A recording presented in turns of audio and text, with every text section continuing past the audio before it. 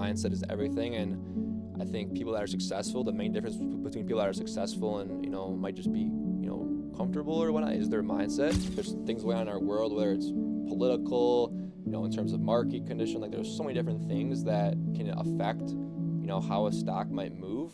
Welcome back to the Minority Mind Podcast. I am here today with Michael Piotrowski, an investor, a financial advisor, and just an overall well-rounded guy. So thanks for coming on the podcast, man. I just really wanted to have you introduce yourself, like tell the people what you're about and introduce yourself. So I know I can do a little bit better sometimes when introduce a guest.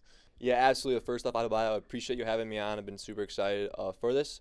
But yeah, my name is Michael Piotrowski. I'm a financial advisor, real estate investor, and really just my main mission is just to help empower people to achieve all their financial goals in the most efficient way possible while also building wealth. That's, amazing. We both really fit in together when it comes to the real estate investing stuff. That's all I really believe that real estate investing is like a no-brainer for most people. As long as you can control yourself, control your personal finances, once you take that money aside to invest, you'll really be able to succeed if you can just manage your own budget and then go ahead and start managing income, being a landlord coming in from real estate and flips or whatever you're doing, running numbers. But talk about how you get here, man. Like what made you take the leap into financial advising and real estate investing? Yeah, absolutely. So it's obviously been a long journey. While I'm still pretty young in my career, it's kind of I've gone through a lot of different ups, downs, different challenges, successes to really get to where I am today. So I kind of started, I went to college originally to play Division II college lacrosse at a school called Maryville University in St. Louis, which was great. I probably played lacrosse for about 8 years. It's taught me a ton of life skills that I still use today. However, just due to injury, things of that sort, I had to step away from the sport as a whole. Try to stay at school there for a little bit, was kind of doing a sport business degree, so nothing super, extremely relevant to what I wanted to do long term. So decided to transfer to the University of Iowa.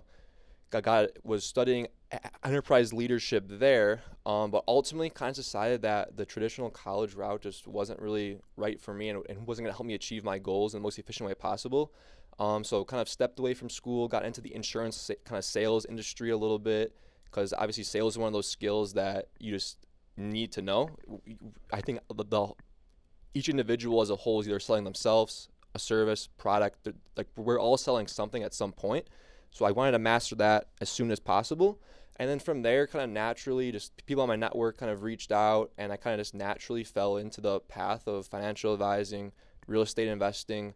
I think that those two go honestly pretty hand in hand, kind of like you referenced, because as soon as you get your personal finances in line, you can really do whatever you want, whether it's go travel, invest into other asset classes. It's really totally up to you.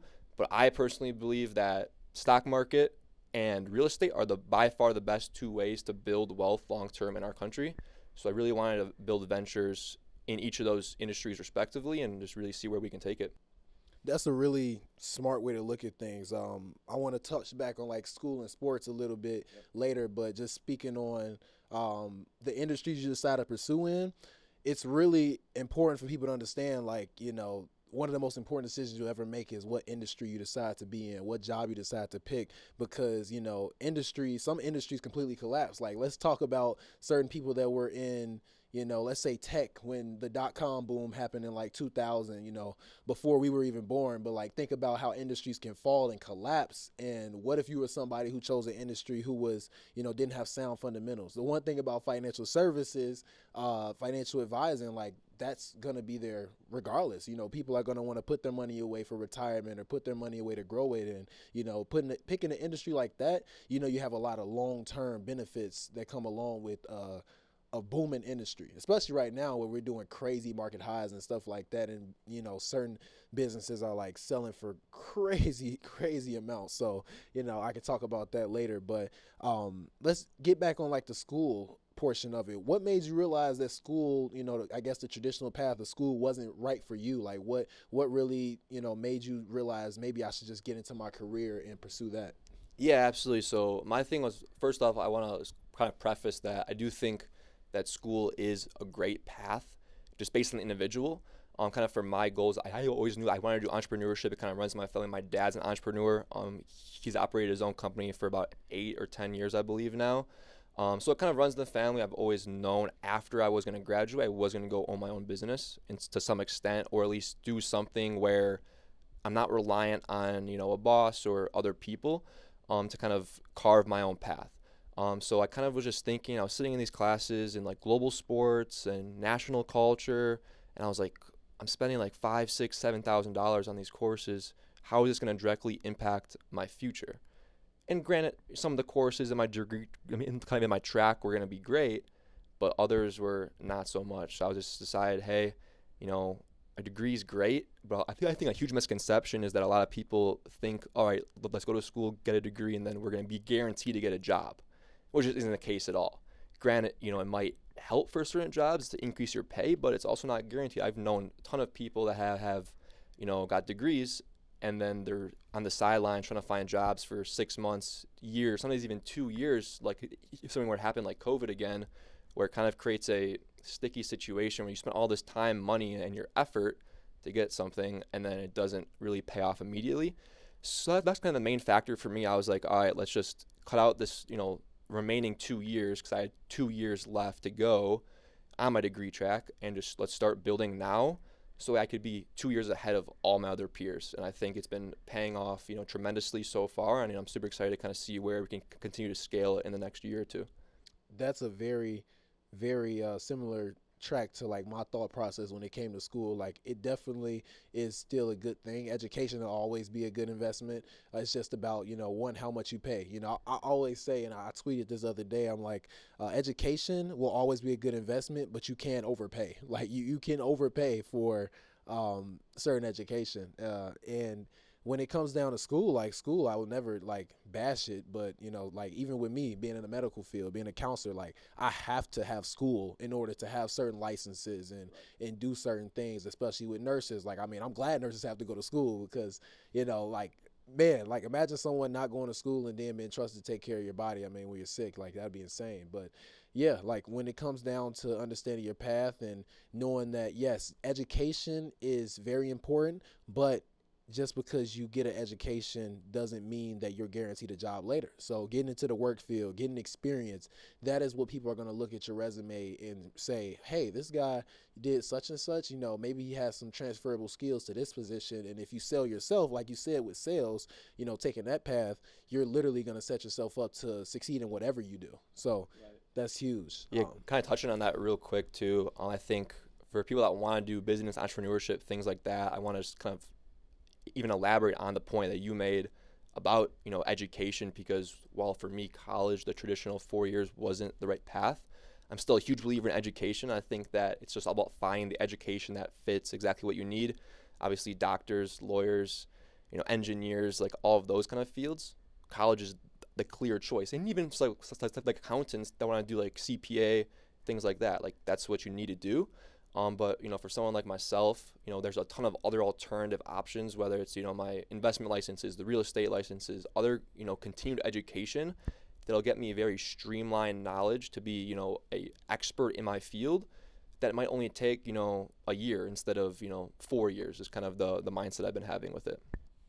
That's huge, especially when it comes down to differentiated. And I like playing with terms because definitions are important. Like education is different from like knowledge. Education is the information you gain by learning something, but knowledge is like the information you hold on to that you can see in your actions. Like this person has the knowledge to do such and such. Like there's a lot of people that can get educated, but like when it comes to performing the task or performing at whatever you're supposed to be educated on, they can't do it. Like they haven't been able to like crystallize that education into knowledge. So that's huge. But let's hit on a little bit of the sports. I was a basketball player, ex-athlete. Big thing about my childhood and just growing up in general. I think that sports can really develop you into someone who is resilient, who is just extremely hard to knock down in tough situations. What do you think sports has done for you that has allowed you to propel forward in your career and the things that you're doing now? Yeah, I think the two biggest skills I've learned throughout my lacrosse career, and I was a goalie. So obviously as a goalie, you kind of are all the way in the back, kind of get to oversee the whole field. You're kind of like the field general out there. So kind of what I kind of took away from that experience there was one, communication, because I was basically the coach on the field for our whole defense, had to really organize and orchestrate everything. So really having clear communication was essential. And then the other biggest thing, which is I think pretty basic for all sports, is just teamwork, figuring out how to work well with other people who maybe you don't get, along with the best, but you still have to go out there and work together for, the best for the team.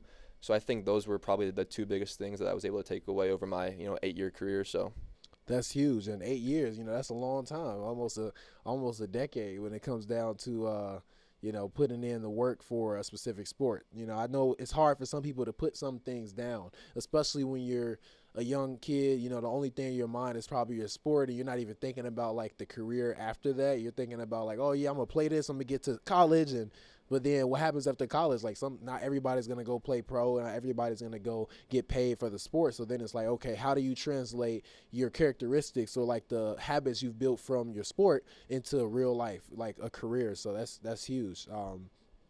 But let's talk about like even before then, growing up, building you into who you are today. What are some of the things that helped you grow your mindset, your habits, what stood out to you from your childhood that allowed you to, kind of navigate life as a young adult? Because you know how it is. We have social media yelling at us today. We have parents yelling at us what to do. We have friends telling us what we should do. Like, what helps you growing up navigate actually taking action on what you believe was the best path for you? Like, what helped you do that? yeah, so kind of taking it way back, kind of throughout my whole entire youth, I was basically just like an athlete. That's kind of my whole identity. I know kind of similar to you. You were huge into basketball. You were saying the other day you would play basketball for like 5-6 hours straight a day, go home, do a little bit of schoolwork, and you'd repeat it the next day.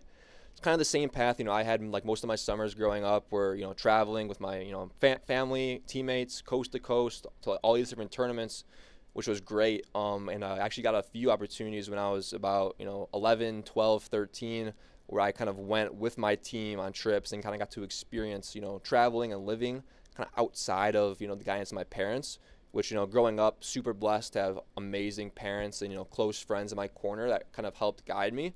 But I really think being able to branch off when I was that young, kind of on my own, granted there was still some, parental supervision, of course, to make sure that we're being safe, responsible, all that good stuff, but really getting to travel and experience different aspects of life kind of on my own was a huge thing just for, independence, kind of those sort of skills. And as I kind of got older and kind of got more into the entrepreneurship kind of path, business, things like that, really making sure that I had the right people in my corner was massive. I know that we actually have a book coming out here shortly, and the whole chapter I kind of touched on was creating meaningful connections with the right people.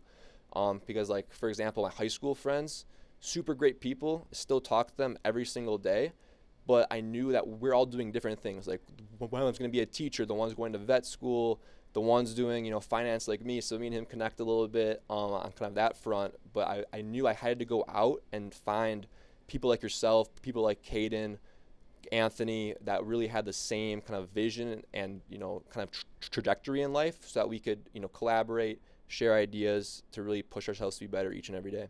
That's huge, man, because talking about maturing and just growing up in general, no one prepares you for the fact that like there are friends that you're really, really close with now that will ultimately be doing things different than you, have different beliefs than you, different habits than you, that will, kind of make you have to distance yourself. Maybe you guys are still friends. Maybe sometimes there are friends that are such down a bad path that maybe you stop being friends. Like, there are huge maturity points in life that you have to be ready for, and like building a better circle, that's a huge part of doing that. And I know that you're like really big on networking, and like the book chapter like you talked about, I know your chapter is going to be really valuable for anyone who wants to learn about how to actually network with people who are going to help build you and not tear you down. So that's huge.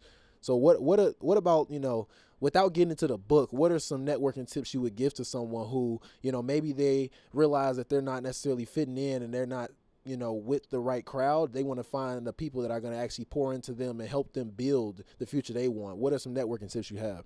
Yeah, so I think the first kind of key part of networking is one is going out and identifying the people that you want to surround yourself with. I think without understanding and having clarity on that, it's kind of like going around aimlessly, just looking for connections. But kind of as soon as you're clear on that, the kind of approach I take is to first just connect and add value to them in any way I can. So it's really trying to have meaningful conversations, kind of learning from them, and maybe even so they could learn from myself a little bit too, kind of from the unique experiences that I had. But I found that if you don't add value to a connection in the very initial part of it, it's never gonna really blossom to what it truly can be. For example, a close connection of mine, his name's Caden Vidry. He was actually on the podcast as well a few months ago. Me and him got connected in 7th grade, so way, way back, numerous amount of years ago. And we kind of were staying in touch here and there. But as soon as he released his Coming of It Factor, I was like, I texted him. I was like, hey, dude, I just saw you just announce this. I want to be a part of it and be valuable in any way I possibly can. And obviously from there, that blossomed into me becoming a vice president of the company and doing some other cool things, doing assemblies with yourself, and really meeting majority of my main business network now.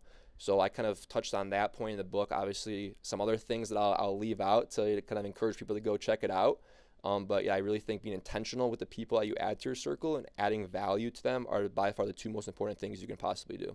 Yeah, that is huge. Leading with value. I think sometimes in today's world where we're like fake connected. So like we're on social media and we think because we can see what people are doing, we're connected, or because we see examples of how life should be, quote unquote should be. We think that we can just come and look at life from the lens of get and not give, because ultimately, like, especially the framework you're talking about, I kind of talk about it in my networking, like content or anything I talk about networking, is like providing value first.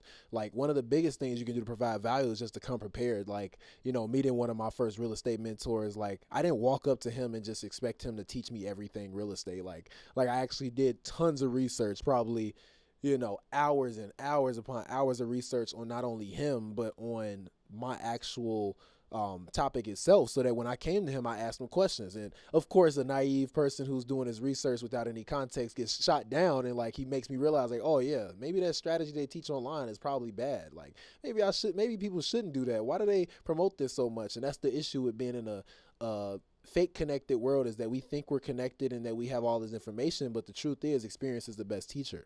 So when it comes to providing value, that's probably the number one thing you can do to create positive relationships by far. Absolutely, no, totally agree. And kind of going on that media point, I think media as a whole is really kind of pulling away from the true power of connection. I'm huge on going to in-person networking events, things like that, to really form meaningful connections. I remember the first one I actually went to probably 3 years ago at this point, so I was still relatively young. Got there and we kind of had a few guest speakers. We hit the networking session, and I walked around the room like 3 or 4 times, just pacing. Didn't talk to a single person because I didn't know anyone there. And I was still kind of younger, didn't really know what to expect. But eventually I was just like, screw it. Let's go have a few conversations. And then ultimately kind of just create a kind of ripple effect to kind of hit a ton of new people that I would have never got connected with if I didn't go out and take that kind of leap. But kind of the media portion, people think that, hey, I could just, shoot them a message or call them up, which by all means, that's super great. But nothing beats going in person and having, true meaningful connections face to face. Yeah. Face-to-face connection is the one thing that young adults, with the assemblies we do, and just young adults that I mentor as well, like they all are missing that like skill of interacting with individuals in person, because it's never going to go away. Like no matter how social media run the world gets, like we're always going to need that skill. So getting back into, like, I know that was a really good networking tip with providing value. What is, like, habit wise, what are some habits that help you maintain composure through building your career? Because obviously, career building isn't like a straight line process. Everybody wants, the money fast, and that's kind of how, people market to us. Like, people marketing is essentially making promises of fast results and better or quicker or easier or whatever results to make us think that, things will come extremely quick. But obviously, building a career is like a building blocks. You build the foundation first, and then you add skill on top of skill on top of skill on top of consistency, which is most important, and then you get the career. What have been some habits that's helped you navigate, building your career, that have helped you stay patient, and not only stay patient but stay consistent? Yeah, absolutely. I kind of think something that I was reflecting on over the last couple of weeks with the holidays, I really made an effort to kind of start planning for 2025 and reflecting on 2024. And kind of the key thing that I was able to kind of take away was for the whole year of 2024, I was so focused. I think with a lot of people, they're in a career, kind of a job, whatever it might be, and they're like, how much money can I earn to really, be able to provide for my family? And that's super important, obviously. But if that's the only thing you focus on, let's say making $100,000 in a year is your goal, and you only keep that frame of mind for the whole year, I'm pretty confident saying you're probably going to miss that mark majority of the time. Instead, kind of what I've been trying to do is kind of set an income goal, because like I said, that's super important. But from there, break it down into monthly, weekly, and daily habits that you need to do to be able to hit that income goal, which I think is kind of the main thing I learned this past year and something that I'm super excited to implement for 2025. By doing the small things you have to do every single day, doing the outreach, making new connections, finding new clients, all that stuff that'll ultimately get you to the end destination. But it's super important to stay consistent with it on a daily basis, because if you don't, and let's say you even skip, 1 week out of the year, you're going to fall short because it's all stemming from the first kind of big goal you have. Yeah, like the small steps are like exponentially gonna grow the actual thing you accomplish. And it's hard sometimes for people to see that, especially in the beginning. Like, even getting focused on a goal to begin with is tough because some people focus on the wrong things. Like, for example, like if you're in a business, and this is something I'm putting together in like a small business course, like mini course, like your focus as a business, like ultimately there's two things you can do. You either get customers or you make customers worth more. So Alex Hermosi talks about that a lot, but I don't think people realize how important that is. Like, you have to understand how to get customers. So if you're starting a business and you're like, okay, in order to get customers, I'm going to go ahead and post on social media. Well, if you're posting on social media, are you doing this organically? Or are you doing ads? Okay, well, if you're doing this organically, how many people do you need to talk to before you actually get one customer? Okay, how do I know that? Well, you understand, like, what are your conversions? Like, okay, every time I do an outreach, how many people from that outreach do I get a response from? Okay, my response rate is 20%. Out of 100 people, I only talked to 20 that responded. Okay, out of the 20, how many people do I actually get on the phone? Out of the 20, I only get, 10% of 20. I get 2 people on the phone out of 100 people I talk to. And then out of the 2 calls, I probably don't get 1 sale. So a lot of people don't even think about sales and marketing and conversions the right way. So they don't even do the effort that's required to get the result that they want. Because unfortunately, in order to actually build something great, it's not like something you just start and do and it's easy. You have to like really focus in. Like, you're gonna fail. You're going to, start trying to do organic social media marketing and realize, hey, this is probably harder, than I probably thought. Like, or you're gonna do ads and be like, man, these ads aren't working for me. Well, are you spending enough? Are your ads optimized? Do you have the right copy? Are you, targeting the right person? Is your like ads even presentable? You have like a low quality ad and no copy on them to where they can even understand if this is for them. Like, there's so many different small nuances to marketing that I love talking about that stop people from growing a business, because in today's world it's never been more easy to start a business, but it's also been the most competitive and the hardest to actually make a profitable one. So for anybody into entrepreneurship, I think they should really get focused and focus in on like, what am I actually solving for? Like, what am I actually trying to do? Do I need to talk to 200 people to get 1 sale? Well, what's the most effective way to talk to 200 people and get them to trust you, know, like, and trust you? I would say probably the easiest way to start is in-person networking events. Like, the easiest way to start would literally be talking to people in person, because first of all, as a young individual, most people don't even like go out their house. Like, they'll be on social media all day trying to DM individuals. But if you meet somebody in person, you're like, hey, how you doing? I saw that on LinkedIn you actually are the owner of such and such company. That's actually great. Like, I actually saw that you guys had a giveaway this past weekend, and I love that you guys support charity. Like, can you tell me more about why you decided to do that, and how much you were able to give back during that period. Like these are real conversations you can have that show that you're not just someone looking to make money. You want to actually, you taking an interest in the people and you're actually giving value at the same time. So that's huge, man. Like I love how you talked about the focus bit with setting goals and really reflecting and then setting new ones so that you can break it down into daily steps. But that's amazing, man. But yeah, kind of on that conversion point too, because I love that you brought that up, because tracking your metrics and certain, key KPIs, which stand for key performance indicators, super crucial. But the only way to actually start doing that and be able to do that is by taking action, right? You can't track the number of outreaches turn into conversations unless you start making outreaches. And honestly, that's something I still like kind of struggle with a little bit today, because some people, they know that they have to do the outreaches, but then they'll, I'll just do it tomorrow, and then tomorrow turns to the next day, and then it's the next day, and then a week has gone by, and they haven't even started.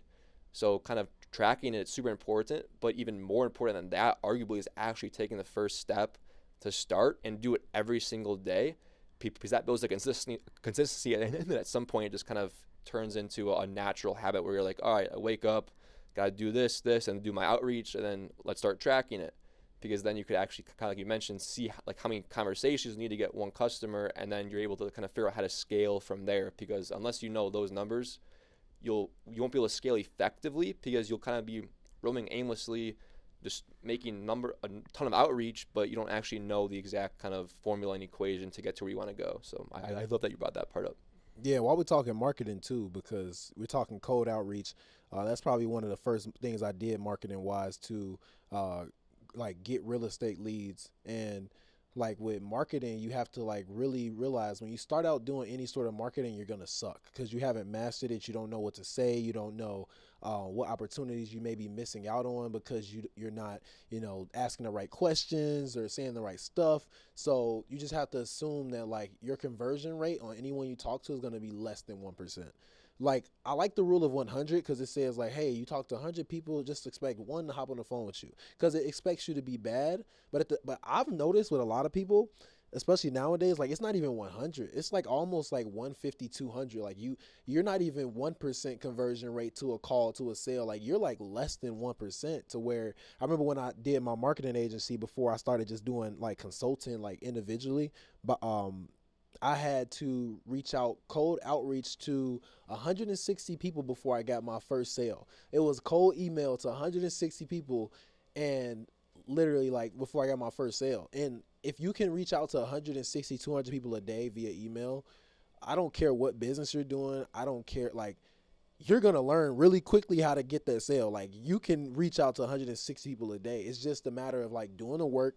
And once you get the business, how do I keep this business? How do I make sure I over deliver for them so that they're like, oh man, I got to keep working with this guy. So man, like I love that idea of starting being consistent first, because consistency breeds competency. Like, even if you suck at first, you're going to figure out what to tweak by failing and falling on your head enough to where you're like, okay, I can't do this again. I'm not going to drop the ball on this sale because the question they answered or asked me, I couldn't answer it quick enough or things like that.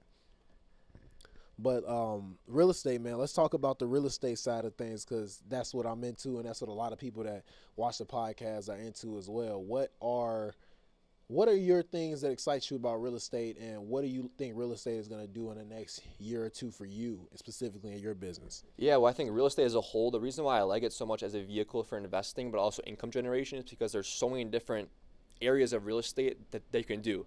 There's wholesaling, there's fix and flipping, there's rentals, there's almost infinite number of things you can do in real estate. I think a lot of people only focus on the actual hands-on part, but there's also passive things like investing, passively into a deal and then getting your returns to kind of help diversify your portfolio, and that way you don't need to be so hands-on every single day. So I love it because there's so many different areas you can focus on. I personally, right now, I'm really relying on wholesaling really heavily to help generate more income, to then be able to go invest into more, larger, multifamily projects, different asset classes, things like that. I mean, basically, for people on the podcast that are listening that don't really know what wholesaling is, and kind of in short, it's really just helping other investors find deals off market that are really, really good, because, a lot of fix and flippers out there have so much responsibility in terms of managing the projects, managing their contractors, things like that, that they're willing to pay someone 5, 10, 15, even $20,000 to go find a really great deal for them to go flip. So I kind of just, love everything about that vehicle for the income generation. And then, down the road is really when we're going to really head more into rentals and things of that nature. Yeah, I think that you hit the nail on the head with real estate being a very impressive vehicle. And when it comes down to like beginners getting involved, like even if you're not ready to buy your own property or do anything like that, like you said, wholesaling may be an option for you if you, have the time and you want to do that. Or if you just, it's like REITs are doing crazy returns, and even one of the most prolific investors of all time, Benjamin Graham, who Warren Buffett learned from growing up. Like, he talks about how real estate is an inflation hedge. Real estate is a big inflation hedge. So when inflation is going bad, you'll see your real estate go up a lot of the times because values go up. And then from there, you're able to kind of combat inflation. That's one of the best asset classes to do it in. So when we know that the United States is going to continue to print money and our dollar is going to keep going down, then if you're not protecting your dollar, then you're going to have the value of all your money just go down with it. So you have to have a vehicle like that. Right, absolutely. And kind of something that I try to focus on for people that want to get into real estate but aren't really sure how is really to find creative structures that kind of allow people in any stage of their career or kind of different goals to be able to invest in real estate. Because I think a lot of people, when they think passive real estate investing, they think of, all right, large syndication. Well, let's put in, $10, $15, $20,000 in, get my returns, and that's not a bad way by any means, but you get returns equivalent to the size that you're actually invested into the deal. It's not like you're going to put in $10,000 and get the same returns as someone that's putting in $100,000 or $1 million into these huge multifamily syndications. So I really try to get creative with different structures, kind of whether it's having someone become a partner on a flip with me and saying, okay, let's put in $20,000 to cover the rest of the closing costs, and I'll get you a 10-15% return on that is honestly, in my opinion, way more beneficial than going and putting that same amount into a long-term syndication where their money's gonna be locked up for 5+ years instead of doing a shorter-term project. They'll get you better returns and also can be done in less than a year typically. So that's something I try to really preach, is finding creative structures and not just jumping into the deep end right away, but kind of exploring, because there are so many different options that you really can't go wrong with because real estate is so stable, and then there's so many different protection aspects that operators like myself can put in to make sure that your capital is protected, kind of unlike the stock market where it's like you put money in and a company could go bankrupt just like that and then all their money's gone. Or maybe not bankrupt, because that's kind of an extreme, but it's a lot more volatile. Whereas real estate, you can put money into a project and there's different ways to protect it through liens, insurances, etc.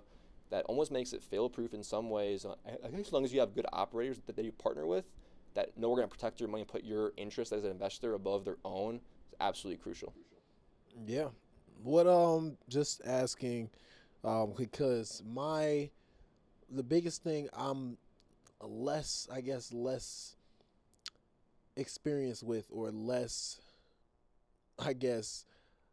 fond of, is flipping. Like, what is the thing that got you into flipping? The biggest thing that attracted me to real estate when I first started was the buy and hold aspect, the rentals. What got you interested in flipping, and how did you learn flipping in terms of getting the knowledge needed, obviously, and the people around you, the team needed to do flips? Like, what got you interested, and how did you put it together? Yeah, so kind of similar to wholesaling, it was kind of the initial kind of income generation. So my whole thing right now, kind of as I'm still building my career, is developing as much income as I can. So while flips are a little bit riskier, there's a ton of profit potential on really good deals, but I was also not naive to the fact that there was still a lot I didn't know. So really going back to that networking piece, finding the individuals that were specialists in each of the areas that I wasn't. Granted, along the way, I was able to learn, from, those exact mentors, or even just online from, content creators that are really reputable. But kind of from there, I was like, all right, I need a realtor, I need a general contractor. These people are crucial to the process to help confirm the numbers that I run and kind of help provide more stability through the project. So it's kind of the main reason I got into it. I don't see myself being in it super long term, because it is a little bit more riskier. But I'm really trying to generate some income up front to then be able to go into the BRRRR strategy or some of those, rehab and holds, or even just buy and holds to really develop the tax benefit, but also then the appreciation as well. Okay. That makes sense. Especially when you need income for real estate. That's the biggest thing for people is like, that, you want to make money so that you can invest it and, just finding a way to make money to invest it. Like some people do flips and wholesaling to make the money to invest. Some people just take money from the regular job. Some people, raise capital, like just raise capital. Like some people may want to get into deals, but they don't have the experience, but they also don't want to be like a landlord. They don't want to be, the person that is managing the tenants. That's where like people like me or you will come in and will say, hey, we obviously we got to know these people, know these people, trust these people, but hey, if you want to do this deal, these are the numbers. This is what we're expecting to make on it. We're raising this much. If you want to be a part of it, let me know. Give me a soft commit, and we can get this going. But yeah, that's the biggest thing. The beautiful thing about real estate is that you can be an active or a passive investor in it. Like I think a lot of people think they have to be the landlord. They have to buy it. They have to like go ahead and manage tenants, get properties leased out, and worry about vacancies and all this stuff. But like the easiest thing you could possibly ever do is if you do have the ability to save money yourself and you want to go get the real estate investing returns and own real estate, just partner with somebody that's doing it. Like partner with somebody that has units, who knows how to rent out property, who knows how to handle renovations, repairs, maintenance, vacancies, all of that things. And then it just makes the process so much simpler for them if they don't want to be the hands-on type, because some people don't want to be the hands-on type. They just got money they want to put away. Right, and I think and there's nothing wrong people with with like a normal W-2 job as well, like are in sales or maybe accounting, doctor, lawyer. Like there's so many different high-income earning careers that, to be honest, don't really have the time to deal with all that. And maybe they do, but it's also could be a huge headache at some points. So that's kind of where really turning to someone like myself or yourself, where you can really say, all right, I know that you have a full-time job, you have maybe family commitments, things like that, but you have capital that you want to reinvest.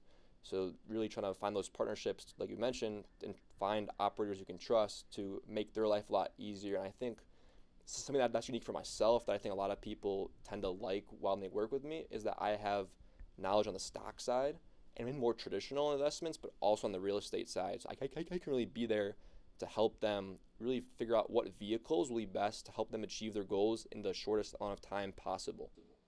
Yeah, I mean, that's huge. Let's talk about stocks a little bit, man. I like stocks as well. I have really heated on the side of minimalistic investing. So in terms of like one of Benjamin Graham's teachings, Warren Buffett's teachings, like I want to get the returns of the market and I'm not necessarily trying to beat the market. So I believe in more passive, consistent investing strategies than I guess actively managed strategies. But I also see that some people are more like, instead of fundamental analysis, they like technical analysis more. So, obviously people watching, if you don't know what fundamental or technical analysis is when it comes to stocks, you definitely want to understand what that is. But what is your take on that? Like, what is your take on long-term investing for people trying to build wealth? Not for someone who's trying to build it quickly, but let's just say they are 20s, 18s, and they have jobs, and they're like, hey, I got a good job.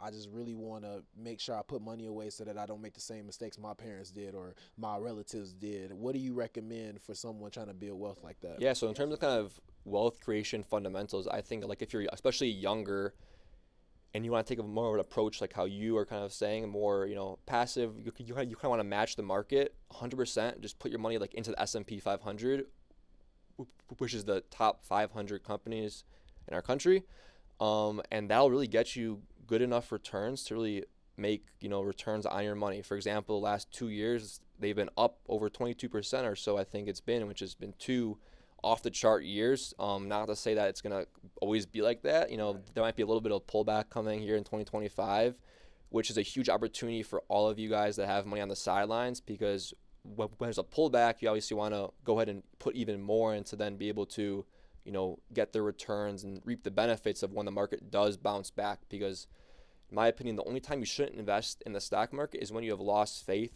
in our country as a whole, especially in kind of the strategies that I take in terms of really nothing too kind of trying to think of the right word, too kind of, you gotta help me out in terms of risky. Yeah, risky. It's really only blue chip kind of companies that really kind of try to focus at. Those Apple, the Amazons, Microsoft, all the top 500 companies in the kind of country is kind of what we try to focus on. But from a younger perspective, in my opinion, I think the younger you are, the riskier you should be, because you have time to make up, the returns if, for example, 1 year is a little bit low. So, for example, I'm 20, and I'm in a ton of super risky stocks, because not that they're risky in terms of the actual company itself, but it's risky in terms of different allocations. I think it's a little bit more aggressive than putting in the S&P. So I'm huge on being overly aggressive the younger you are, because it'll give you way more upside, but you also have time to make the downside. Whereas if you're older, closer to retirement ages, you don't have as much time to make it up. So that's kind of where we should really pull back in and really become a little bit more defensive and safe to make sure that we're preserving our capital for retirement. That's huge, and that the biggest thing you could possibly do when it comes to wealth is preserving it. The beautiful thing about the S&P that people, or investing in stocks in general, that people don't necessarily think about, is that there's a lot of people in this country. I believe it was majority of people in this country don't have $1,000 saved for an emergency. So if you can actually put away any money, in stocks, in a bank account is set aside, like you're doing better than majority of people to set that money aside. And let's just say even let's say the market only kept up with inflation, or let's say it didn't catch up with inflation. Even if the market somehow didn't change whatsoever, you still have more money saved than the average American, because a lot of times we do get out of control spending habits. We don't value our money. And I think that you can tell a lot about a person by how they value their money. Like, you can literally tell so much about someone just by where they spend, where they allocate their resources. And that's why, financial literacy and just being financially savvy in general is very important, because it can be the thing that makes you or breaks you when it comes down to building the future that you want, because we need money to accomplish or buy or purchase the things that we want to live the life that we want to live. So that's huge. Absolutely. And kind of touching on the financial literacy part, because that's something I'm hugely passionate about, because I think high schools, even colleges, which is even crazier to me, kind of fail like a lot of their students on this aspect, because no one teaches ways to be financially literate except unless you go seek it out yourself. For example, I just brought on two new clients a couple of weeks ago. Both have jobs, both doing really well for themselves for their age. They were in their 401k plans through their employer, and they were actually checked the wrong box on the sheet. And if no one would have caught it over the course of their whole career, it would have been like a $2 million loss for both of them individually, because they were underperforming the S&P by such a drastic margin. How does that happen? Can you elaborate more on that? So typically, let's say that you had a regular W-2 job, Adebayo, and you typically get this huge stack of papers that are all your benefits. Typically a 401k plan, maybe insurances, things like that. And on there's typically a number of different options that you can choose to allocate your portfolios. So a lot of times, some companies have people internally that help make those decisions, but other times there's not. So if you say, I don't really know what I'm doing, I'm just going to pick this one because it sounds cool, typically you're going to miss out on a ton of capital, which is where working with someone like myself really kind of helps save. Because, for example, if no one would have caught that for those two individuals, they would have been, down millions of dollars over the course of their career, which is a huge loss. So always, my recommendation is always to stay at the S&P. As long as you see S&P 500 anywhere, you're probably going to be in a pretty good spot. But obviously, not everyone has a 401k plan, because those are only with employers. My kind of, advice for anyone looking to start building wealth early on in terms of a step-by-step blueprint is first develop that emergency savings account, right? Somewhere that you can put maybe 1 month to up to 3 or 4 months worth of living expenses in. So that way, in case your car breaks down or you have a leak in your apartment or a leak in your house, you know where to pull the money from, because you don't want to take out of your investments, or for sure not your retirement.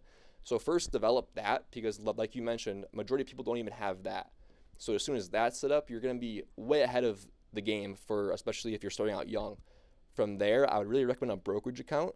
For those who don't really know what that is, it's really just a account where you can invest in individual stocks, maybe some indexed accounts that'll really help give you an ability to invest into individual companies and at least match the market, if not outperform.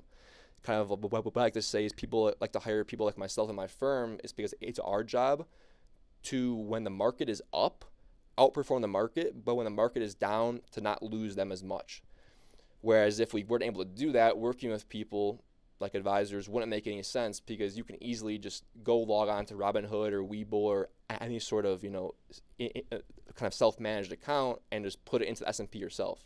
So first, savings account, second, brokerage account, and then from there, you kind of want to start putting small amounts towards retirement vehicles, things like Roth IRAs, especially if you're younger. For those that don't know, the Roth IRA is a super powerful vehicle because when you're younger, you're not earning as much income, and the money is taxed it grows to a bigger dollar amount, and then when you're able to withdraw it at 59 and a half, you withdraw it tax-free. Huge, powerful vehicle, and it's actually so powerful the government limits the amount of money you can put into it every single year, along with the amount of income you can be making. It's an income threshold, so if you're over that, you're automatically disqualified. So my recommendation is to start that as young as you can, and even if it's like $50 a month, like something super small, because someone like me or you, Adebayo, where we're kind of younger in our careers, it doesn't make sense to lock up your money until you're 59 and a half. But it still is great to take advantage of it, but put the most of your money into stock, market correlated assets, because that's where you're going to see the most growth long term. And that's a huge thing with like being young.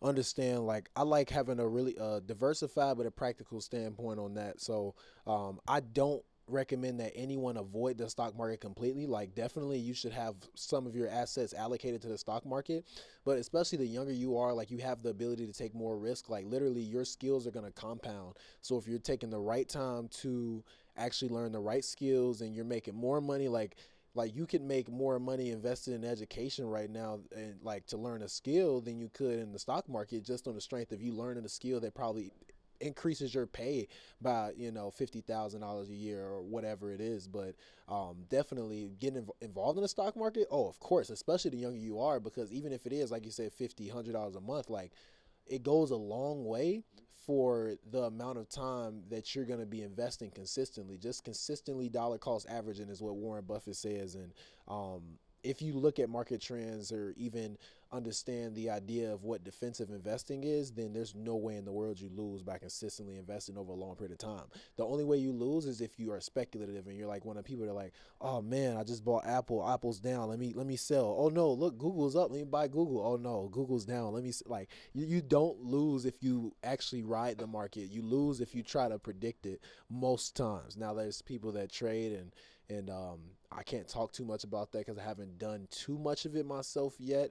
But even then, like, I have the biggest recommendation when it comes to stocks or learning about making money in general: have a speculative budget. Like, have a speculative budget. Something you may not know will work, but you're investing in it so that you can learn. And if you learn that it doesn't work or that you can figure out how it works, then there's more work for you to do, or you can switch over to something else. But humans are really like betting creatures. Like, that's why sports betting or gambling is such a big thing. Like, we're betting creatures. So just make sure you don't go against your own biology, and make sure you have a speculative budget, something you specifically use for things that well, this may not work, but let me give it a try anyway. Like, that's a really good thing that you can have. So the rest of your money you put into vehicles that are going to have long-term like growth and long-term capital preservation. Absolutely. I think kind of going back to that betting point was really because people, especially in our society, just want the immediate kind of reward, right? They're like, all right, I'm going to put $100 on this parlay, and then in 3 hours we're going to cash out, hundreds of thousands of dollars, which isn't realistic, right? Yeah. So kind of my recommendation is always to invest what's comfortable for you. I get clients or potential clients all the time. They're like, is like $100 a month, $200 a month too small? Like, what's your guys' average? I'm like, some of my clients put in thousands of dollars a month. Some do 500. Some do 1,000. Some do 100 if they're still in school. It's like just starting somewhere will drastically improve your results long term, because wealth creation is not a short term game. Wealth creation is a game for 10, 20, 30, 40, 50 years down the road. And then even it's going to be there for your kids if you set it up right. So really just take the long-term approaches, because I know you need a little bit of discipline, kind of a little bit of patience, but I promise you, taking the more aggressive but still conservative approaches that'll get you the returns, but it might take a little bit, will be 100% worth it down the road. The beautiful thing about stock market though is like investing little amounts of money in quality companies can go a long way, and just holding. Like, I think that if you're investing to beat the stock market, you're gonna lose. But if you're investing in something you believe in and you hold it for like 20 years, you're gonna win. Like, most people don't know that if you would have invested like $1,800 into Apple stock in the year 2000, that you would have over $2 million today. Like, the fact is that, like, the stock market, investing in valuable companies, that's where it's at. Like, you're becoming an owner when you buy stocks. I don't think people realize like that's what the stock market is. Like, you're literally becoming an owner of Apple. Like obviously I'm not gonna go flaunt that like, oh yeah, I'm a shareholder in Apple, because like, I mean, like, I don't make any decisions, but you are an owner. Once you get into ownership, we're talking about buying assets. That's the only way of wealth creation, is buying assets. And a stock is an asset. You have to be willing to hold on to the assets, because businesses have up and down times. One year profit goes up, one year, something crazy happens and people lose confidence in the company and you lose employees, which means your cost of hiring goes up, because to hire a new employee, you got to get them trained, and labor goes up, and all types of things go up in businesses, and it's not always going to be perfect, especially we didn't even talk about market conditions and just outside things that could happen. So but if you have a valuable company, you have a company that is sound fundamentally, and you understand how the company works, there's no reason or way that you can lose with buying that company, unless you become someone who thinks that when things go bad, I'm going to sell and just lose all upside potential.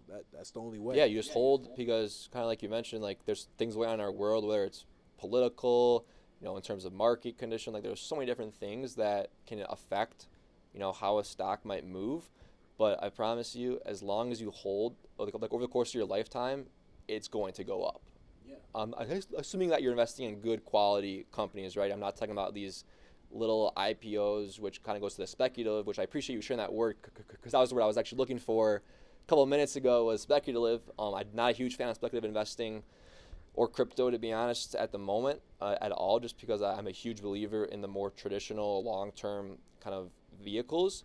But yeah, just hold, because it'll always go up. I think kind of a cool statistic was, I think, during the crash of '08, people are like, people lost a ton of money, but the people that actually held through, as painful as it was, I think it was by like 2011 to 2012, the market was back at all-time highs. Yep. So it's like the people that actually were investing more during that time have made millions of dollars by now, because they held through and weren't afraid to, bear the losses, essentially, because the people that actually were pulled out of the market at that time lost everything. So it's like, why would you pull out and lose everything when in 3, 4, 5 years, whenever it might be, it will go back up to all-time highs? And mind you, like think of it like this, guys. You're buying a company. When the company's price goes down and it's a good company, you buy more. Like, you don't like, oh man, this company's price just went down, I'm gonna sell it now.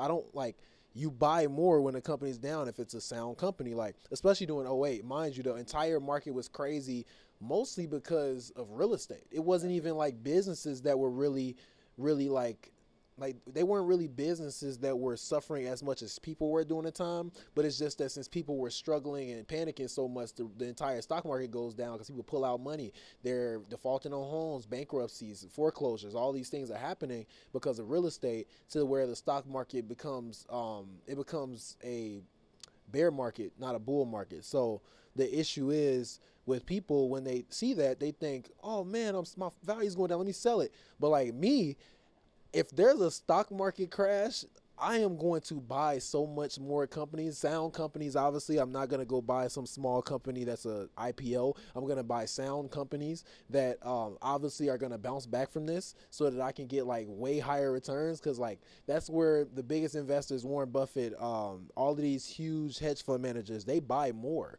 when the stock market is down, because they understand the one true thing about the stock market is that during bad times, bad things happen, but during good times, they're just going to raise back up to where they were. So the only thing you have to ask yourself is, do you have time to wait for the good times to come back? Are, are you old and maybe you're really struggling to get those retirement numbers? Maybe the stock market can't get the returns that you need right now. You may need another vehicle. Or are you someone who you graduated in '08 and you're like graduating high school or college and it's like, man, I just graduated during the worst period ever. But man, invest like you have to like buy everything. Like, see, the stock market's down. Like, if you wait 10, 20 years and you 40 years old, like you may have a couple million sitting there for you because you took the time to understand how the stock market moves. But man, that's huge. One thing I want to head on, one last thing. Well, I have a few last things, but one last thing. What do you think about bonds? What is your take on bonds when it comes to diversifying the portfolio? Yeah, so I think diversification as a whole is something that's super important. I think a lot of people don't hit on it because they're like, oh, let's just buy all these stocks and equities and we're eventually going to be great, which is, I'm not saying not to do that. Like, that's a great place to start. But like, as soon as you get your feet kind of wet in that and you're building some traction, it's then time to start thinking about that diversification. And bonds are, I see a great way to do it. To be honest with you, I haven't dabbled in bonds a whole ton, but I do know that anywhere where you can own debt will be great because then it's an income generating asset, right? And the actual value of a debt is inversely correlated to the interest rate. So when the interest rates go down, the value of that debt will be more. So really trying to understand that, I think is a great point. But I think as there's the diversification as a whole, it's something that my mentor preaches on all the time. It's not over diversify. I think as soon as you get to the point where you're over diversifying your portfolio is when you'll actually get worse returns than if you were just to not diversify at all. So it's a very fine line that you have to walk, but I think overall it is a great thing to do, but just kind of pick and choose your battles wisely. That's huge, and I think we may be approaching that hour mark. I'm not sure. We're approaching that hour mark, and I want to move away from the financial and really get into the personal, just so that, we understand that like finances is one thing that we use as a tool to get the life we want to live. But ultimately, this is all about personal growth. I mean, we have to grow into the people that deserve the money. I mean, we're not just scamming people and hoping we make money. Like, no, we're actually trying to intelligently and outstandingly provide value to people who need it. Partnerships, that's what it is. I mean, I'm literally taking on the risk myself. It's probably going to be my credit, it's going to be my deal that I'm allowing you to get into so that I can provide value and say, hey, trust me, I will take care of this. I will handle the headaches. I just need the capital, and we will partner together so that we can both make money. Like, that's a way to do good business, and that's ultimately the only way to do good business, is to make a win-win scenario. So on a personal development side, for people that are watching who may be struggling personally in their life, who may need to have some motivation and hear from someone who is building their career in a positive way, doing pretty well, can you talk about something maybe on the personal side? Personally, there's something you've gone through that maybe for someone who's out there struggling with something, they can see, through your story, through the things you struggle with personally, that the times will pass, they will overcome. Can you talk about some things maybe personally you struggle with that you've had to overcome, come through better, and actually come out the other side better because you learned how to persevere? Can you talk about that? Yeah, absolutely. I think each individual, we all have our own battles or challenges that we try to overcome each and every day. Mine might be different than yours, Adebayo, but some of the viewers might have some of your own. I think for me, something that kind of stemmed from when I was very young, and I actually touched on it in my chapter as well, was kind of my speech impediment. Maybe you've maybe noticed it over the course of the kind of conversation today, but for me, that's kind of a limiting belief that kind of got in my head, and I was like, all right, I shouldn't really go out and talk to people because I might trip up or this and that, which in reality, like, no one really cares. Like, I've talked to 100 different people every single year. I actually got on stage last year and spoke in front of like 350 people, and then I was able to share that story of kind of my challenges with being in therapy from the age of 2 all the way to 8, things like that, where I was kind of in my head over the course of that whole time thinking, why me, and in reality, like, it's not that big of an issue at all. Like, now I've kind of got to a point where I don't really care about it a whole ton because I know that the things I have to share are way more valuable than my fear of not sharing that. So I think whatever it is for you, just going and tackling it head on. And there's obviously some things that are easier to tackle than others, but just going and tackling it head on. For me, last year, I was terrified of getting on stage and speaking to 300 people, but I just did it. I was like, all right, no matter what happens, I'm just gonna go do it. But also not being able to go seek out people for advice or for help, depending on what your challenge might be, is huge, because I think us as humans can really help each other get over our individual battles a whole ton, even more so than I think people realize. So I just say, yeah, just, understand first what your challenge is, and then just go tackle it head on. And I think as long as you keep a positive mindset through it, you 100% will come out the other side for the better. I love that. That was a really good take when it comes to perseverance and in a lot of things. And the biggest thing with the curriculum I've built that helps me navigate, business, personal life, just anything. I understood that most things stem from the mindset. You can have the right people around you. You can have access to the right people. You can have the knowledge that you should be doing the right things, the right habits. But when your mental is just like a little off, when we have limiting beliefs, when we believe things that may not be true that hold us back, like that is where living below your potential is at. Like that's what happens is, unfortunately, we come into this life as a blank canvas, and from experiences, sometimes even our own, get in our own head, or someone else that said something once that rubbed us the wrong way, can kind of put these thoughts in our head that limit us. And knowing that all of us were created in God's image and his likeness, that we have infinite potential to do what we are here to do and accomplish.